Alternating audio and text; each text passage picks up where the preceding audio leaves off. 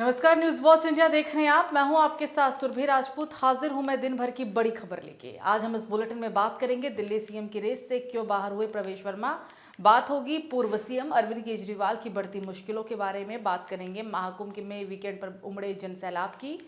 France America की यात्रा के बाद दिल्ली लौटे पीएम मोदी के अगले प्लान की। जानेंगे न्यू इंडिया कोऑपरेटिव बैंक मामले में हुए बड़े खुलासे की। बात होगी टैरिफ वॉर के बीच भारत सरकार के द्वारा लिए गए बड़े फैसले की। बताएंगे क्यों। फिर विवादों में फंसे यूट्यूबर एल्विश यादव। बुलेटिन के अंत में बात होगी एलजी मनोज सिन्हा के द्वारा लिए गए बड़े एक्शन की। तो चलिए आपको खबर विस्तार से बताते हैं।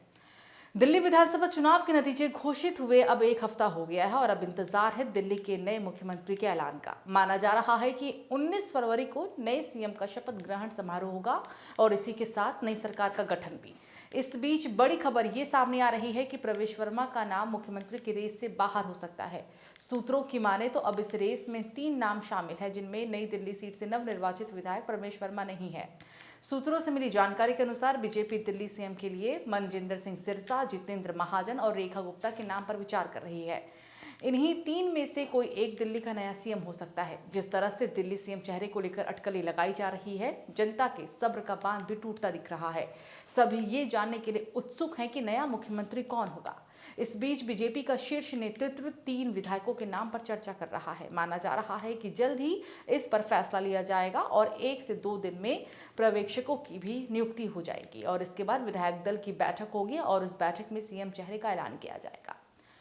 तो दिल्ली के पूर्व सीएम अरविंद केजरीवाल के सरकारी आवास शीश महल की जांच के लिए केंद्रीय सतर्कता आयोग यानी कि सीवीसी ने आदेश जारी कर दिए हैं। इससे पहले नियंत्रक एवं महालेखा परीक्षक यानी कि सीएजी की रिपोर्ट में आरोप लगाया था कि केजरीवाल ने अपने फ्लैगस्टाफ रोड स्थित बंगले की मरम्मत और साज सज्जा पर 75 से 80 करोड़ रुपए खर्च किए, जबकि रिपोर्ट अभी पूरी नहीं हो पाई। भाजपा नेता विजेंद्र गुप्ता ने आरोप लगाया था कि केजरीवाल ने कई सरकारी संपत्तियों को तोड़कर अपने बंगले में मिलाया और निर्माणों में नियमों का उल्लंघन भी किया।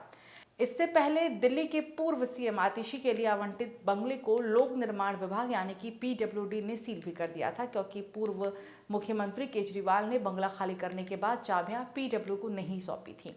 इन घटनाओं को देखते हुए अब सीवीसी ने केजरीवाल के बंगले की जांच के आदेश दिए हैं, ताकि इन आरोपों की सत्यता का पता चल सके और आवश्यक कार्रवाई भी की जा सके।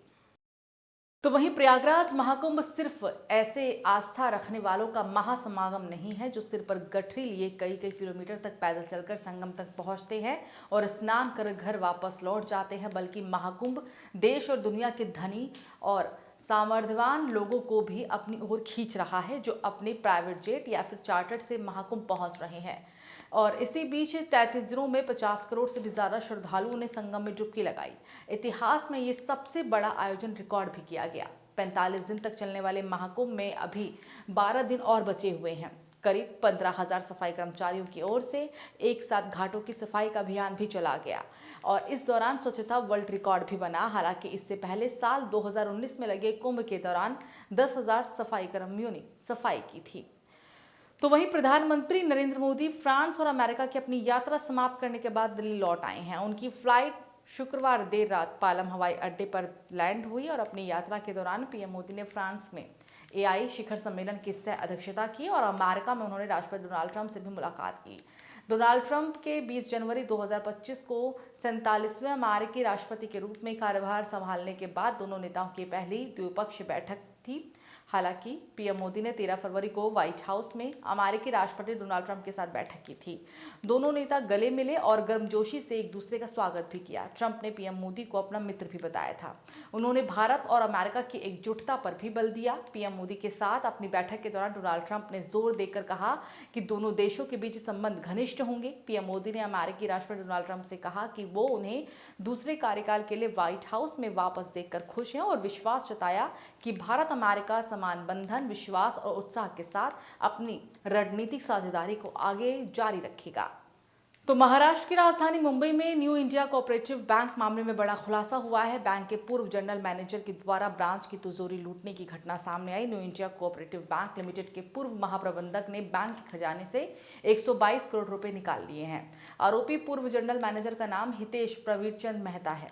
जब हितेश बैंक के महाप्रबंधक थे तो वो दादर और गोरेगांव ब्रांच की जिम्मेदारी संभाल रहे थे। पुलिस को संदेह है कि हितेश और एक अन्य व्यक्ति इस घोटाले में भी शामिल है। पुलिस मामले की जांच कर रही है। मामले को आगे की जांच के लिए EOW में ट्रांसफर किया गया है। शिकायत के मुताबिक ये घोटाला 2020 से 2025 के बीच हुआ। दादर पुलिस ने इस संदर्भ में BNS की धारा 316(5) और 61(2) के तहत FIR भी दर्ज की है। तो वहीं अमेरिकी राष्ट्रपति डोनाल्ड ट्रंप के जैसे को तैसा टैक्स लगाए जाने के ऐलान के बाद अब भारत सरकार ने बड़ा फैसला कर लिया है।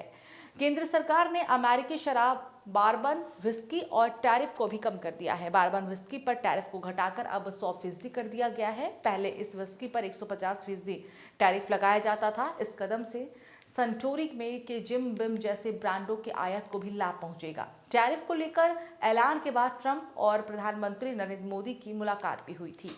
अमेरिकी राष्ट्रपति डोनाल्ड ट्रंप ने टैरिफ को लेकर कहा था कि भारत किसी भी देश की तुलना से ज्यादा टैक्स लगाता है। उन्होंने हार्ले डेविडसन का उदाहरण दिया, जिसे लेकर उन्होंने कहा था कि भारत से ज्यादा टैक्स की वजह से हार्ले डेविडसन को भारत में ही मैन्युफैक्चरिंग प्लांट भी लगाना पड़ा ताकि उसे टैक्स ना देना पड़े। ट्रंप ने ब्रिक्स देशों पर 100% टैरिफ लगाने की चेतावनी भी दी, जिसमें भारत भी शामिल है। तो यूट्यूबर और social media influencer Elvish Yadav फिर से विवादों में घिर गए हैं। उन्होंने बिग बॉस 18 फेम चुंग दरांग और एक पॉडकास्ट के दौरान नस्ली टिप्पणी की थी, जिसके बाद राष्ट्रीय महिला आयोग यानी कि NCW ने उन्हें समन भेज दिया है। रिपोर्ट के मुताबिक उन्हें 17 फरवरी को आयोग के सामने पेश होने के लिए कहा गया है। आपको बता दें कि अरुणाचल प्रदेश राज्य महिला आयोग यानी कि APSCW ने इस टिप्पणी को पूर्वोत्तर यानी नॉर्थ ईस्ट की महिलाओं के लिए अपमानजनक बताया और इसकी निंदा भी की।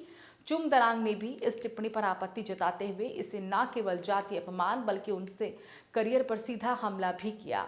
विवाद बढ़ने के बाद अलविश यादव ने सोशल मीडिया पर सफाई भी दी, लेकिन उनकी मुश्किल अब कम होती नहीं दिख रही है। राष्ट्रीय महिला आयोग यानी कि NCW ने अलविश यादव के खिलाफ ऑफिशियल शिकायत दर्ज कर उन्हें समन भेज दिया है। आयोग ने ये साफ किया है कि 17 फरवरी 2025 को उन्हें पेश होना होगा। इस मामले में NCW ने कहा है कि चुंग दरांग के खिलाफ नस्लीय और अपमानजनक टिप्पणी महिला गरिमा के खिलाफ है और इसे सहन नहीं किया जाएगा। आयोग ने कानूनी रूप से उचित कार्रवाई करने के भी संकेत दे दिए हैं। तो जम्मू कश्मीर के उपराज्यपाल मनोज सिन्हा ने बड़ा एक्शन ले लिया है। टेरर लिंक के चलते जम्मू कश्मीर के 3 सरकारी कर्मचारियों को बर्खास्त कर दिया गया है। बर्खास्त कर्मचारियों को जम्मू कश्मीर पुलिस का एक कांस्टेबल फिरदौस भट्ट भी शामिल है, जो पुलिस में रहते लश्कर के लिए काम किया करता था। जानकारी के अनुसार LG मनोज सिन्हा ने एक पुलिस कांस्टेबल, एक शिक्षक और वन विभाग के एक अर्दली सहित 3 सरकारी कर्मचारी को बर्खास्त कर दिया। तीनों कर्मचारी अलग अलग आतंकवाद से जुड़े मामलों में जेल में बंद हैं। ये बड़ी कार्रवाई उपराज्यपाल की अध्यक्षता में सुरक्षा समीक्षा के बैठक के एक दिन बाद की गई। उपराज्यपाल ने बैठक में पुलिस और सुरक्षा एजेंसियों को आतंकवादियों और पर्दे के पीछे छिपे आतंकी तंत्र को बेअसर करने के लिए आतंकवाद विरोधी अभियान तेज करने का भी निर्देश दिया था। LG ने यह भी कहा था कि आतंकवाद का समर्थन और वित्त पोषण करने वालों को बहुत बड़ी भारी कीमत चुकानी पड़ेगी। इस बुलेटिन में फिलहाल मेरे साथ इतना ही। आप देखते रहिए न्यूज़ वॉच इंडिया। नमस्कार।